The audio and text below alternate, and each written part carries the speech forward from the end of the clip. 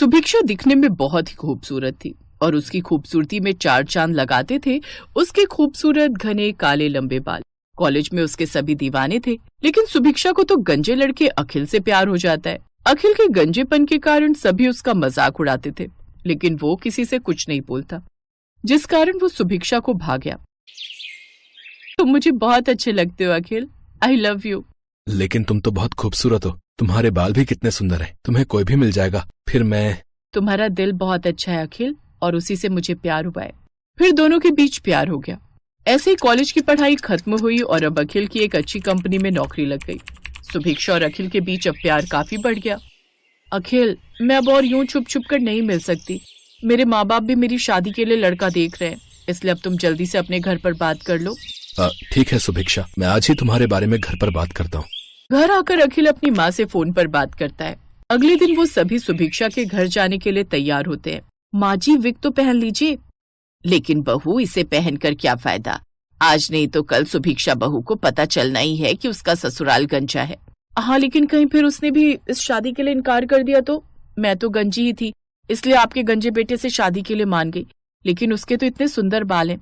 कहीं सबको देखकर उसने इस शादी से इनकार कर दिया तो? ठीक कह रही हो बहू, ला मेरी सफेद विग भी दे। सभी सुभिक्षा के घर रिश्ता लेकर चले जाते हैं। सबकी रजामंदी से उन दोनों की शादी तय हो जाती है और कुछ ही दिनों में दुल्हन बनकर वो मेहता परिवार में आ जाती है। उसके सभी ससुराल वाले उसके घर में आने की तैयारी कर रहे थे। मैं तो बहुत खुश हूँ माँ जी, कम से कम पूरे मोहल्ले में कोई तो आया जिसके इतने लंबे बाल हैं। अब कम से कम एक उम्मीद तो है कि आने वाला बच्चा गंजा पैदा नहीं होगा। सही कहा बहू। हाँ, अब तो मैं भी गर्व से कह सकती हूँ कि मेरी लंबे बालों वाली भाभी। लेकिन ऐसा ना हो हमारा टकला देखकर वो कहीं तबला बनाकर चली जाए। नहीं बेटी, ऐसा नहीं होगा। अब तो उसकी शादी हो गई है और अब वो बहू बनकर आ रही है। ऊपर से वो अपने अखिल से इतना प्यार भी करती है, तो चाहकर भी कुछ नहीं कर सकती। इसलिए आज हम बिना विग के ही उसका स्वागत करेंगे। हाँ, और वो आ जाएंगी तो कम से कम हम उसके लंबे बालों का राज तो पता कर पाएंगे। फिर हमारे भी बाल लंबे हो जाएंगे, फिर कोई भी मुझे टकली कोमल कहकर नहीं बुलाएगा। कुछ देर बाद सुभिक्षा अखिल के साथ घर पहुंचती है, जहां वो देखती है कि सभी लोग गंजे हैं। ये देख वो परेशान हो जाती है। ये क्या, आप सबके बाल कहाँ गए? कुछ दिन पहले तक तो आप सबके बाल थे। अरे वो तो हम सबने नकली विग लगाई थी। तुम्हारे यहाँ जो आना था, अब टकली होकर तो नहीं आ सकते थे ना, नहीं तो तुम्हारे मोहल्ले वाले तुम्हें ही चिढ़ाते कि तुम्हारे ससुराल वाले गंजे हैं। इसका मतलब आप सभी गंजे हैं? मेरे साथ इतना बड़ा धोखा। देवरानी जी, पहले आप अंदर चलिए, फिर हम शांति से इस बारे में बात करेंगे। गुस्से में नई बहू अपने कमरे में जाती है। ये सब क्या है अखिल? मुझे तो लगा था किसी कारणवश तुम्हारे सर पर बाल नहीं है, लेकिन यहाँ तो तुम्हारे पूरे परिवार के सर पर ही बाल नहीं है। मैं तुम्हें सच बताने ही वाला था, लेकिन मुझे डर था कि कहीं तुम मुझे छोड़कर न चली जाओ, इसलिए मैंने ये बात तुमसे छुपाई। और जब तुम्हें हमें गंजा देखकर इतना बुरा लग रहा है तो सोचो हमें कितना बुरा लगता होगा। सब हमें गंजा गंजा कहकर चिढ़ाती है। सुभिक्षा अब कर भी क्या सकती थी, वो चुप हो जाती है। ऐसे ही समय बीतता है और एक दिन सुभिक्षा दुकान जाने के लिए बाहर निकलती है तो देखती है वहाँ सभी गंजे लोग ही रहते हैं।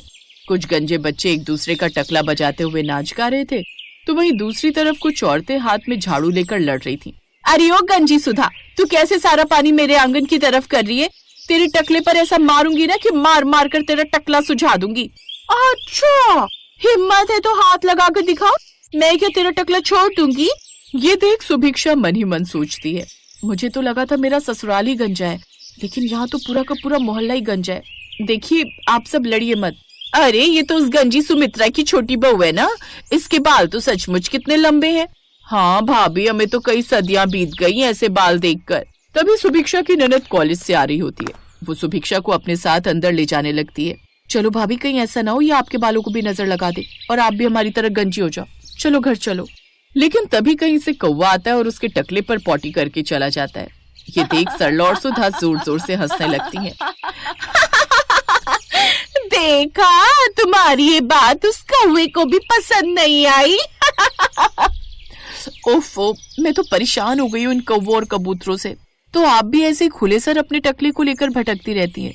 सर पर विग पहन कर रखो या किसी चीज से कवर कर लो। भाभी, आपको क्या बताएं कि हम किस दुख से गुजर रहे हैं। अगर हम अपने सर को किसी भी चीज से कवर करने की कोशिश करते हैं तो हम सबके सर पर बड़े बड़े लाल लाल दाने हो जाते हैं। लेकिन ऐसा क्यों? आखिर कैसे सारा का सारा मोहल्ला एक साथ गंजा हो गया? तभी मोहल्ले के और लोग भी वहाँ आते हैं और वो सभी अपने उस दिन को याद करके पछताते हैं जिस कारण उनके बाल चले गए थे। मैं बताती हूँ क्या हुआ था। एक रोज इस गांव में एक साधु बाबा आए जिनके बाल और दाढ़ी बहुत ही लंबी थी। हम सब उन्हें देख उनका मजाक उड़ाने लगे। ये देख वो क्रोधित हो गए और फिर, मैं तुम सबको श्राप देता हूँ कि आज के बाद इस गांव में सभी गंजे हो जाएंगे और जो भी संतान पैदा होगी वो भी गंजी ही होगी। उस दिन के बाद बहू हम सब गंजे हो गए और इस गांव के बच्चे भी गंजे ही पैदा होने लगे। लेकिन इससे बचने का कोई उपाय तो होगा। इससे निकलने का एक उपाय बताया था एक तांत्रिक ने हमें कि जब कोई लड़की अपने बालों से थोड़े थोड़े बाल काटकर सभी गांव वालों को देगी तो उसके बाल अपने सर को छुआते ही हम सबके बाल वापस आ जाएंगे। मैं दूंगी। सुभिक्षा ने उस तांत्रिक बाबा को मोहल्ले में बुलाया, जिसके बाद उन्होंने मंत्र पढ़ना शुरू किया और सुभिक्षा ने अपने लंबे बालों को काटकर थोड़े थोड़े बाल सबको दिए, जिसे अपने सर पर लगाते ही उन सबके सर पर बाल आ गए। अब सभी गंजे मोहल्ले के लोगों पर बाल थे। ये देख वो सभी बहुत खुश हुए और सबने सुभिक्षा का शुक्रिया अदा किया। इन सबसे सुभिक्षा के बाल तो छोटे हो गए, लेकिन सबकी मदद करके वो बहुत खुश थी। अब सभी मोहल्ले वाले खुशी खुशी रहते हैं।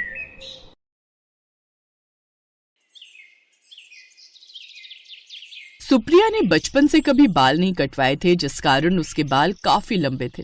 सब उसे कॉलेज में लंबे बालों वाली लड़की कहकर बुलाते थे। ऐसे ही एक रोज जब सुप्रिया अपने लंबे बाल खोलकर कॉलेज जाती है तो कॉलेज के लड़के गाना गाते हुए उसे छेड़ने लगते हैं। काली नागिन के जैसी जुल्फे तेरी काली काली, सागर को मोती और सूरज को तू देती है लाली। अपने बालों की तारीफ सुनकर सुप्रिया इतराते हुए चली जाती है। ऐसे ही उसके कॉलेज के 3 साल पूरे हो जाते हैं। अब उसकी माँ उसके लिए रिश्ते देखना शुरू कर देती है। फिर एक रोज वो अपनी माँ के साथ एक शादी में जाती है जहाँ अंकित नाम का एक लड़का उसको पसंद कर लेता है। अंकित की माँ को भी सुप्रिया अपने लंबे खूबसूरत बालों की वजह से पसंद आ जाती है। वो अपने बेटे का रिश्ता लेकर सुप्रिया के घर जाती है जहाँ देखने दिखाने की रस्में होती हैं और फिर सबकी रजामंदी से उनकी शादी पक्की हो जाती है। सुन बेटी, लंबे बाल दिखने में सुंदर लगते हैं और सबको देखने में भी अच्छे लगते हैं, लेकिन जब इन बालों का ख्याल रखने की बात आएगी ना तो कोई भी तेरे बालों पर मेहनत नहीं करेगा। कुछ समय बाद ब्याह कर ससुराल चली जाएगी, फिर कौन ध्यान रखेगा तेरे बालों का। इसलिए मैं तो कहती हूँ तू इन्हें थोड़ा कटवा ले। कैसी बात करती हो माँ, आप मेरे साथ साथ मेरे बालों पर भी इतनी मेहनत करती हो। अब चाहे जो भी हो जाए, अब तो मैं अपने बाल बिल्कुल भी नहीं कटवा सकती और आप वजह भी अच्छे से जानती हो। हाँ हाँ जानती हूँ, जमाई बाबू को तेरे लंबे बाल बड़े पसंद हैं। ऐसे ही कुछ दिन बीत जाते हैं और सुप्रिया की शादी अंकित से हो जाती है। सुप्रिया जैसे ही गृह प्रवेश कर घर आती है तो सभी रिश्तेदार उसके लंबे बालों की खूब तारीफ करते हैं। यहाँ तक कि उसका पति अंकित भी सुहागरात पर उसके बालों की तारीफ करते हुए कहता है, वाह यार सुप्रिया, क्या बाल है, इससे तुम्हारी मेहनत काफी साफ दिखती है। तो क्या तुम भी मेहनत करने के लिए तैयार हो? सुहागरात वाले दिन भला कौन मेहनत नहीं करना चाहेगा? अरे मेरे बालों के ऊपर मेहनत करने की बात कर रही हो। ओह अच्छा, हाँ मैडम, जो भी हो बता देना, गुलाम हाजिर हो जाएगा। अपने पति की बात सुन सुप्रिया हंसने लगती है। वाह गायत्री, तेरी नई बहू के लंबे बाल तो बड़े ही अच्छे हैं। हाँ गायत्री, इसके ये सुंदर बाल इसकी खूबसूरती में 4 चांद लगा देते हैं। सबके मुंह से अपनी बहू के लंबे बालों की तारीफ सुनकर गायत्री बड़ी खुश होती है। अब ऐसे ही कुछ दिन बीतते हैं। अंकित, आज न मुझे बाल धोने हैं और इतने लंबे बाल मैं अकेले नहीं धो पाऊंगी, इसलिए तुम्हें मेरी हेल्प करनी होगी। लेकिन मुझे अभी ऑफिस जाने में देरी हो रही है। ऐसा करो, तुम आज रहने दो और कल अपने बाल धो लेना, मैं तुम्हारी कल मदद कर दूंगा। चलो बाय बाय। ये कहकर अंकित ऑफिस चला जाता है। ये लो, ये तो गए, अब किससे कहूँ? हाँ सासू माँ। फिर सुप्रिया अपनी शैम्पू की बोतल लेकर अपनी सास के पास जाती है और उनसे मदद मांगती है। अरे बावली हो गई है क्या जो मैं तेरे बाल धोऊंगी? अरे जब इतने लंबे बाल संभाल नहीं सकती तो इतने बड़े किए ही क्यों? ये कहकर उसकी सास भी वहां से चली जाती है। माँ बिल्कुल ठीक कहती थी, तारीफ तो सब करेंगे लेकिन मेहनत कोई नहीं करेगा। अब सुप्रिया खुद ही बाल धोने बाथरूम में चली जाती है। उसे बाथरूम में पूरे 2 घंटे बीत जाते हैं। फिर उसकी सास बाथरूम का दरवाजा बजाते हुए कहती है, अरे ओ महारानी, अंदर ही घर बसाने का इरादा है क्या? यहाँ सारे काम पड़े हैं, भूख के मारे मेरे प्राण सूखे जा रहे हैं। माँ जी, अभी बाल ठीक से धुले नहीं। अरे तो क्या अब तेरे बालों के पीछे हम भूखे ही मर जाएं? सास की आवाज सुनकर सुप्रिया घबराते हुए जल्दी से बाहर आ जाती है। हाय नाज पीटी, तूने अंदर इतने घंटे लगा दिए, फिर भी ठीक से बाल धोकर नहीं आई। और देख सारा पानी इनसे कैसे बह रहा है। अब सारे घर में पानी पानी कर देगी क्या? कहीं मुझे मत गिरा दियो इसमें। माफ करना माँ जी, वो आज तक कभी अकेले में इतने लंबे बाल धोए नहीं ना। हमेशा माँ ही मदद करती थी, इसलिए आज टाइम लग गया। सुप्रिया जल्दी से कपड़े बदलकर खाना बनाने चली जाती है। ऐसे ही कुछ दिन बीतते हैं। जब अगली बार बाल धोने की बात आती है तो वो अपनी सास से कहती है, माँ जी क्या मैं आधे दिन के लिए अपने घर जाऊं? वो क्या है ना, आज बाल धोने हैं तो माँ हेल्प कर देगी। नहीं नहीं, कोई जरूरत नहीं है। बेकार में तेरी माँ 2 बातें सुनाएगी कि हमसे इतना भी नहीं होता। अब जैसे तैसे फिर से सुप्रिया अपने बाल धोती है, लेकिन इन सब में उसे काफी समय लग जाता है। न तो वो ठीक से बाल धो पाती है और न ही अपने बालों में तेल लगाकर उनका अच्छे से ध्यान रख पाती है, जिससे उसके बाल भी झड़ते हुए सारे घर में गिरने लगते हैं। हे भगवान, अब ये नई बहू खाने के साथ साथ हमें बाल भी खिलाएगी। छी छी छी छी। ये सुनकर सुप्रिया को बड़ा बुरा लगता है। साथ ही उससे अपने बालों की ऐसी हालत भी देखी नहीं जाती। फिर एक रोज, ओफो, क्या अब अपनी इन जुल्फों में उलझाकर मारने का इरादा है? जब देखो मैडम के बाल सारे घर में पड़े रहते हैं। अरे कटवा क्यों नहीं लेती इन नासपीटों को? ये सुनकर सुप्रिया की आंखें नम हो जाती हैं। कैसी बातें करती हो माँ? घर का और हम सबका ख्याल रखने के चक्कर में वो बेचारी अपने बालों का ध्यान नहीं दे पा रही और तुम उसे ही बातें सुना रही हो।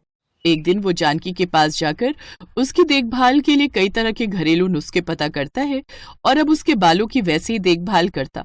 ये देख गायत्री कहती है, अरे अपनी पत्नी के बालों की सेवा में तो दिन रात ऐसे लगा रहता है जैसे इसमें से कोई खजाना निकलने वाला है।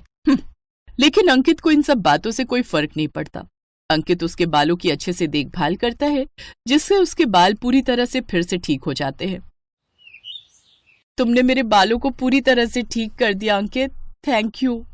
अभी तो मैंने सिर्फ आधा काम ही किया है, आधा काम तो अभी बाकी है। अपनी माँ को बहू की वैल्यू समझाना। अपनी माँ को अपनी बहू की कीमत समझाने के लिए एक रोज अंकित अपनी माँ की सहेलियों को घर पर बुला लेता है और जानबूझकर अपनी पत्नी सुप्रिया को बाहर बुलाता है। सुप्रिया के इतने सुंदर बाल देखकर सभी बहू की तारीफ करने लगती हैं। अरे वाह गायत्री, तेरी बहू के बाल कितने सुंदर हैं। आज से पहले हमारा ध्यान इस पर गया ही नहीं। वैसे बहू, लंबे बाल देवी के भी होते हैं और चुड़ैल के भी, इसलिए कभी अपने मन में कोई गलत विचार मत आने देना। तुम इस घर की लक्ष्मी बनना। अरे लक्ष्मी किस बात की? घर की आधी लक्ष्मी तो ये इन्हीं बालों पर खर्च कर देती है। ये बात सुनकर अंकित सुप्रिया के हाथों में चुपके से पैसे थमाता है और उसे इशारा करते हुए अपनी माँ के पास जाने को कहता है। सुप्रिया वो पैसे ले जाकर अपनी सास के हाथों में दे आती है। ये देखो, अब मुझे सबके सामने नीचे दिखाने के लिए पैसे दे रही है क्या? अरे नहीं नहीं माँ जी, ये पैसे तो बल्कि मैंने इसलिए दिए हैं क्योंकि ये इन्हीं बालों की कमाई है जिन्हें आप दिन रात बस कोसती रहती थी। अरे साफ साफ कहो, कहना क्या चाहती हो? वो माँ जी, बात यह है कि शादी से पहले ही मैं एक YouTube चैनल चलाती थी, लेकिन शादी के बाद मैं इनएक्टिव हो गई थी और अपने चैनल पर ध्यान ही नहीं दे पा रही थी। फिर जब मेरे बाल खराब हुए थे तो मैं और ये माँ के पास इसको ठीक करने का उपाय खोजने गए। तब आइडिया आया कि बालों के हालात सुधारने के साथ साथ अगर हम इसकी वीडियो बनाकर YouTube पर डालें तो। और इसके इस आइडिया से इसकी वीडियो हिट हो गई। इसके सब्सक्राइबर्स तो बढ़े ही, वीडियो भी मिलियंस में चली गई, जिससे इसे कमाई हुई और इसने वो पैसे आपको देने की सोची। गायत्री, तेरी बहू की शक्ल और बाल दिखने में जितने सुंदर है उतनी अच्छी इसकी बुद्धि भी है। देख तो घर पर बैठे बैठे ही अच्छे खासे पैसे कमा रही है। बिल्कुल ठीक कह रही हो बीना, तुम्हें इतनी अच्छी बहू मिली है, कम से कम उसकी कदर करना सीखो। अब गायत्री को अपनी गलती का एहसास होता है और वो अपनी बहू को आज के बाद कभी नहीं सुनाती।